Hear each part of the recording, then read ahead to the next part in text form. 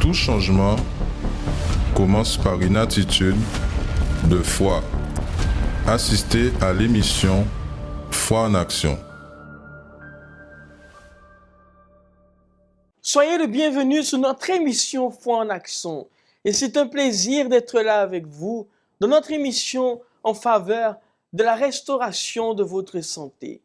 Avez-vous une situation dans laquelle vous n'arrivez pas à résoudre? Vous savez une chose, le miracle est pour celui qui a cette foi de se dire « Je ne veux plus continuer malade. Je ne veux plus continuer ainsi. » C'est pour cela que, mes amis, dès le début de cette émission, je vous fais déjà cette invitation spéciale. Car, mes amis, aujourd'hui, c'est le jour du défi. Vous allez voir cette image qui va vous être affichée, cette vidéo, vous allez voir. C'est le jour du défi. Le défi dans lequel nous allons déterminer quoi? Le miracle urgent. N'avez-vous pas besoin d'un miracle urgent? N'avez-vous pas besoin d'une situation, de résoudre une situation? N'avez-vous pas besoin de voir, mes amis, aujourd'hui même, peut-être que la situation que vous êtes en train de vivre, vous voulez vous en sortir, vous voulez véritablement faire cette situation sortir de votre vie, parce que c'est quelque chose d'urgent, vous ne savez pas comment résoudre. Mais je vous dis une chose, la parole dit ainsi, juste pour que vous puissiez voir, la parole de Dieu, elle dit ainsi en faveur de chacun d'entre vous. Comme il approchait de la porte de la ville, voici qu'on emportait un mort, fils unique de sa mère, qui était veuve. Quand le Seigneur la vit, il eut pitié d'elle et lui dit, ne pleure pas. Il vint, toucha le cercueil et ceux qui le portaient s'arrêtaient et dit, jeune homme, je te le dis, lève-toi. Et le mort s'est assis et a commencé à parler et il l'a remis à sa mère. Vous voyez que la situation de cette femme était une situation dans laquelle tout était déjà fini. Mais nous voyons que cette femme peut-être souhaitait un miracle. Mais Jésus, le Seigneur, a apporté ce miracle urgent dans la vie de cette femme. Vous voyez que s'il y a eu un moyen à travers de la mort, il y a un moyen aussi pour le cancer que vous avez.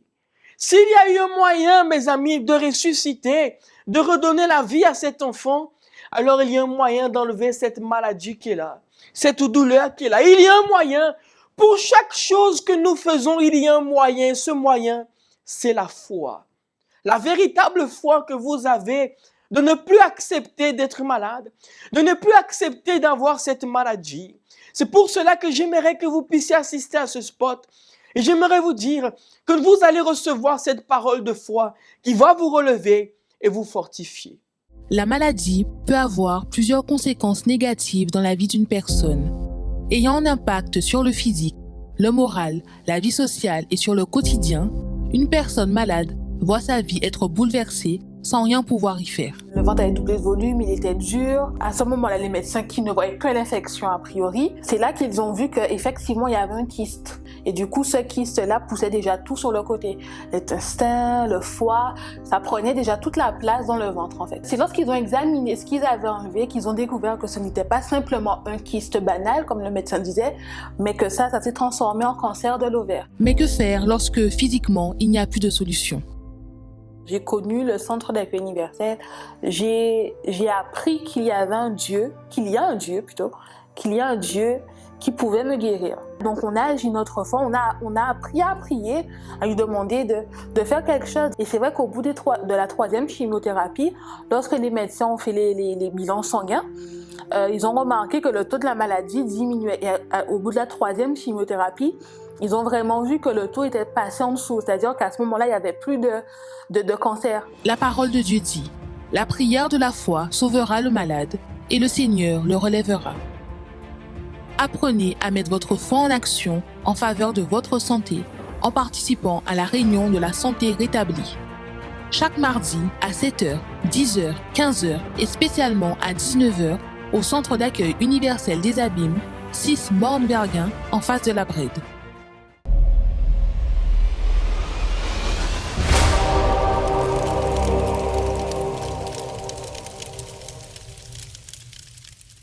Bonjour à tous, nous sommes ici pour partager avec vous une parole de vie.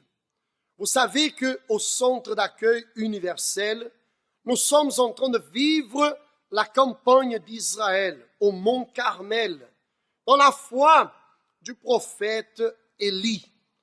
Et j'aimerais vous poser une question. Croyez-vous en Dieu? Croyez-vous dans la parole de l'Éternel?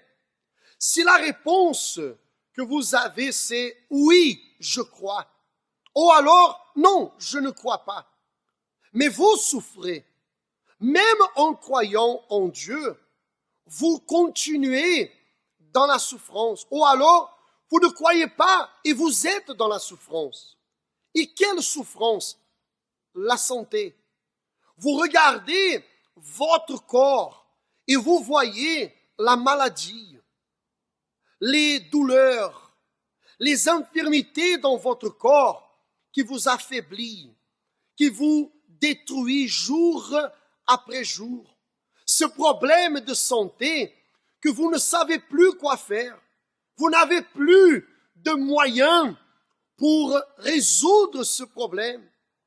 Cette maladie héréditaire, chronique, un problème de santé qui touche votre sang, les muscles, la peau, peut-être vos os même. Et vous avez déjà cherché par tant d'endroits. Vous avez parlé avec les meilleurs médecins. Peut-être vous avez même pris un billet d'avion et vous êtes allé dans un autre pays, un autre continent pour résoudre ce problème de santé. Mais vous continuez dans la souffrance. La question est jusqu'à quand? Jusqu'à quand vous restez dans cette situation? Jusqu'à quand vous serez divisés entre chercher en Dieu de l'aide ou alors vous confier en quelqu'un d'autre? Peut-être vous avez même à essayer de parler avec un marabout, un voyant ou quelque chose d'autre. Mais la situation ne fait que empirer. Vous savez, la parole de Dieu, elle nous montre que le prophète Élie, au moment qu'il a vu que les enfants d'Israël étaient partagés, il est allé vers eux et il les a mis au défi. Exactement. Il les a parlé jusqu'à quand clocherez-vous des deux côtés? Si l'Éternel est Dieu, allez après lui. Si c'est Baal, allez après lui. En d'autres mots, choisissez. Et nous sommes ici aujourd'hui afin de vous demander de faire la même chose. Choisissez. Soit vous remettez toute votre vie entre les mains de Dieu, sur l'autel de Dieu, soit alors vous continuez à essayer de trouver une solution. Vous savez, nous avons un témoignage qu'on aimerait partager avec vous en ce moment. Madame Emmanuela, elle a souffert beaucoup dans sa santé. Pour que vous ayez une idée, elle avait des problèmes aux ovaires, des kystes. Elle a eu aussi les cancers au sein. Et elle a cherché partout. Exactement. Elle est allée voir les médecins. Elle est allée voir les marabouts. Elle a essayé. Mais sa santé se détruisait jour après jour. Mais un jour, elle a accepté l'invitation d'une personne pour venir au centre d'accueil universel. Et à partir de ce jour, tout a commencé à changer parce qu'elle a compris qu'il fallait véritablement confier dans la parole de Dieu, agir la foi, persévérance. Et aujourd'hui, elle est totalement libre, totalement guérie. Exactement. Et j'aimerais vous inviter à faire la même chose. Voulez-vous être guéri? Voulez-vous être libre de ce problème de santé, alors j'aimerais vous faire ce défi. Vous allez d'abord regarder attentivement le témoignage de Madame Emmanuela. Ensuite, nous allons revenir pour faire une clameur avec vous. Oui, nous allons déterminer si cette parole, elle est vivante, alors elle va s'accomplir dans votre vie. Aujourd'hui même, si vous avez une Bible, là où vous êtes, chez vous, à la maison, ou peut-être au travail, à l'hôpital, prenez votre Bible, car nous allons faire cette clameur ensemble tout de suite après le témoignage. Dieu n'a pas changé. Ce qu'il a fait dans le passé, il le fait encore aujourd'hui. À tout de suite.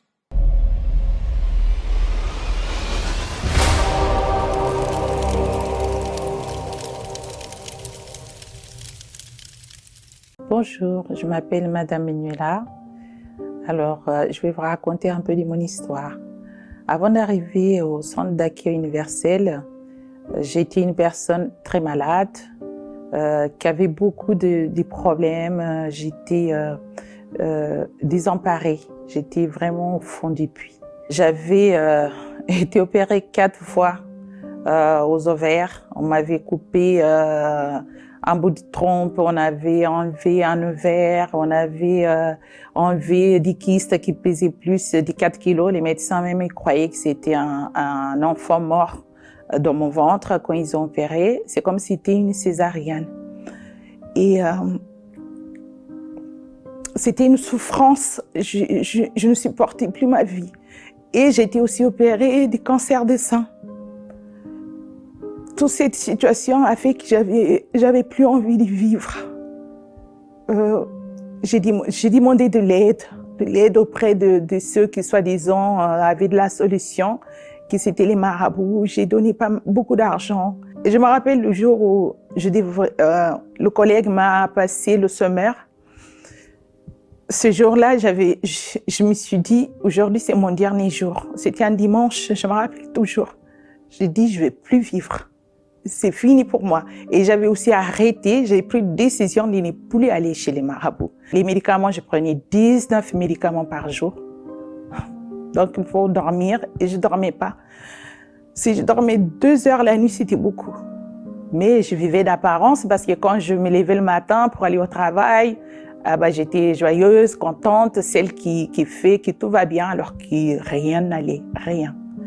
Tout ça, c'était suite, en fait, à un divorce qui ça s'est très, très mal passé. Donc, quand je suis arrivée au centre d'accueil, c'est là que j'ai trouvé, on commence la campagne d'Israël. Je me suis lancée dans cette campagne-là pour ma santé, pour ma délivrance, parce que je prenais même la voiture pour aller au travail, je fermais les yeux, je voulais vraiment mourir. J'ai demandé la mort et la mort, même la mort ne voulait plus de moi. Donc, quand je suis arrivée, qu'on m'a parlé de sacrifice pour changer la situation, je me rappelle, ma demande c'était, mon Dieu, je veux juste que tu changes ma situation. Je me suis dit, c'est tout ou rien. Et à partir de là, j'ai commencé le jeûne, la prière pendant la nuit à 3 heures du matin. Je me rappelle que moi-même, j'ai commencé à faire toutes les heures. Je dormais par terre. J'ai fait ce jeûne à fond. Cette campagne, elle était vraiment, c'était mon opportunité. Même que je ne comprenais pas trop. En fin de compte, ma gynécologue m'avait fait un courrier pour donner à l'hôpital qu'en fait, il fallait que je m'hospitalise pour me faire, pour enlever tous les organes de la femme. Tout. Il fallait tout enlever parce que sans ça, ça allait être un cancer maintenant des ovaires. Mais comme Dieu est grand, j'ai pas été opérée. J'ai même plus été à l'hôpital. Et là, j'ai été guérie de tout ça. Plus jamais j'ai eu des problèmes de mal au ventre. J'ai fait un sacrifice, la campagne d'Israël, et j'ai eu un appartement. Ensuite, j'ai eu mon entreprise, j'ai créé mon entreprise. Avant ça, j'ai négocié mon départ où j'ai eu une grosse enveloppe dans mon travail où j'étais parce que je voulais créer mon entreprise. J'ai créé mon entreprise et ça a bien fonctionné. Avec les campagnes d'Israël aussi, j'ai conquis un mariage parce que j'étais divorcée, mal divorcée même. Et, à travers cette campagne-là aussi, j'ai eu un mariage béni. Même avec tout ce que j'ai eu, tous les biens, je me sentais bien. C'est vrai, j'étais délivrée. Je dormais bien la nuit. Waouh, je dormais bien la nuit, vraiment, comme un bébé. J'étais bien. Spirituellement, ça allait. Ça allait. Mais j'étais quand même un petit peu nerveuse de temps en temps. Je piquais une crise et je voyais qu'il manquait quelque chose. Et j'entendais parler de Johnny Daniel. J'ai dit non, mais il faut que mon intérieur aussi change parce que même que j'ai demandé pardon, j'ai pardonné à toutes les personnes qui m'ont fait du mal et il y en a un paquet. Je me suis dit, il faut quand même que moi-même je me pardonne parce que j'avais aussi des choses que moi j'ai fait. Et dans ce cas, je me suis lancée alors dans le jeûne de Daniel aussi. Et donc le jour où on a fini jeûne de Daniel, et c'était la première parole de vie. On a consacré le verre d'eau. Quand j'ai bu le verre d'eau, j'étais plus sur terre. C'était tellement merveilleux, j'avais envie de rire et de pleurer, j'avais envie de sortir et de courir. J'étais heureuse, j'étais libre, j'avais une paix, mais une paix que j'ai jamais eue dans ma vie. Et le lendemain, moi qui prenais personne dans mes bras, j'ai jamais eu ça. Je disais personne que j'aimais et j'ai appelé mon mari parce qu'il partait au travail avant moi pour lui dire que je l'aimais. J'ai appelé mes filles pour leur dire que je les aimais. Et donc, par rapport avec le Saint-Esprit, là maintenant, j'ai appris alors à gérer ma vie spirituelle, à gérer mes affaires. Dernièrement, donc, j'ai eu un problème avec mon entreprise où j'avais pris un cabinet des comptables qui ont fait n'importe quoi. Il y a une comptable qui est arrivée, qui a découvert qu'il y avait des vices cachés, il y avait beaucoup de choses qui n'allaient pas dans mon entreprise. Elle m'a dit, madame, prenez votre dossier, partez, parce que vous allez avoir des problèmes. Si vous avez un contrôle, vous allez avoir des problèmes. Et donc, elle-même, elle m'a aidé à trouver un expert comptable. J'ai pris mon dossier, je suis partie.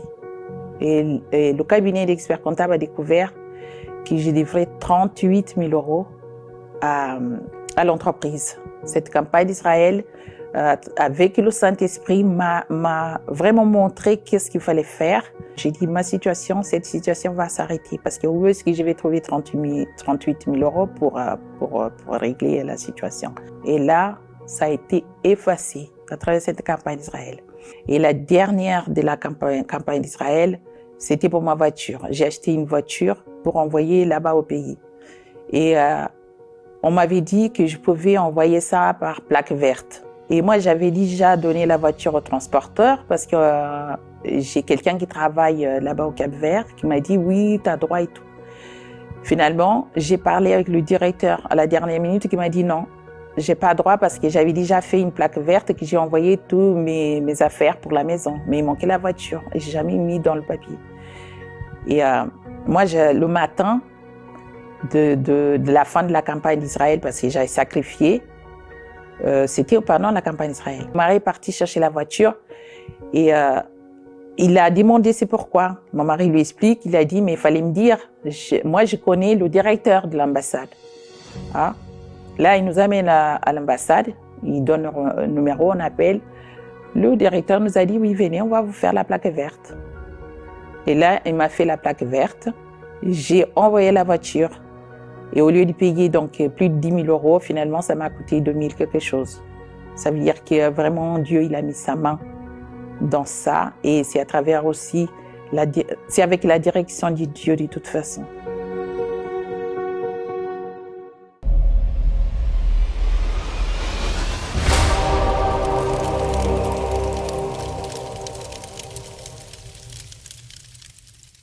Très bien, vous avez vu alors le témoignage de Madame Emmanuela. Elle a vu le pouvoir de Dieu s'accomplir dans sa vie. La parole de l'Éternel, elle s'est matérialisée. Regardez bien, aujourd'hui, elle est une femme totalement transformée, guérie, totalement guérie. Tout a été enlevé, retiré de son corps par le pouvoir de Dieu. Et aussi, elle a pu démarrer son entreprise, avoir d'autres projets et avancer. Aujourd'hui, elle est libre de cette souffrance des années qu'elle a eues. La même chose peut s'accomplir dans votre vie. Parce que Dieu, il est le même. La parole de Dieu est la même. Exactement. Et nous allons en réalité faire une clameur avec vous maintenant. J'aimerais vous faire un défi. Avez-vous assez de cette douleur? Avez-vous véritablement le dégoût de cette souffrance, de ce problème dans votre corps? Peu importe le nom de ce problème de santé, des fibromes, des kystes, arthrose, rhumatisme, cancer, une infection, un problème au poumon, souffle au cœur, la sciatique et tant d'autres situations que vous ne savez plus quoi faire. Alors, croyez en Dieu, croyez dans la parole de Dieu, même si vous nous regardez et vous ne croyez pas en Dieu, mais vous souffrez. Peut-être vous êtes quelqu'un athée, mais vous êtes dans la souffrance. Alors donnez à Dieu une opportunité pour agir dans votre vie, pour montrer son pouvoir dans votre corps. Parce que cette douleur, cette maladie, elle peut disparaître. Il suffit d'y croire.